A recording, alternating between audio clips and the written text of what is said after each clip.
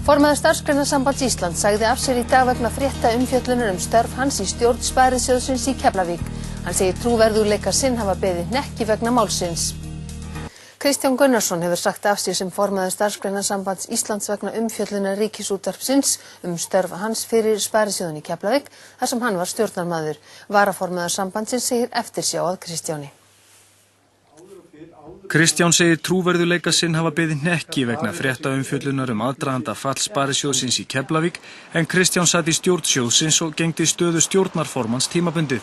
Kristján gagnrýnir fréttaflutningamálinu, dæmi séu rangfærslur, bein ósannindi og ummæli sem slitin hafi verið úr samhengi en nefnir þó engin dæmi máli sínu til stuðnings. Hann segir sjóðinn hafa brugðist við svartri skýrslu fjármálaeftirlitsins sjóðinn og að öll gögn í stjórnartíð hans hafi bent til að rekstur sjóðsins væri í samræmi við lög, reglur og eðlilega viðskiptahætti. Auk þess að segja af sér sem formaður Starfsgreinasambandsins dregur Kristján sig út úr stjórnarstörfum fyrir Alþýðusamband Íslands og Festu lífeyrissjóð þar sem hann var stjórnarformaður. Hann hyggst ræða stöðu sína sem formaður Verkalýðs- og sjómannafélags Keflavíkur við sína félagsmenn. Mér finnst það sorglegt að þetta skulle hafa komið upp á. Kristján hefur verið mjög öflugur formaður Starfsgreinasambandsins og það verið mikið semst eftirsjá að eftir honum. Hefur skilning á þessari ákvörðun hans?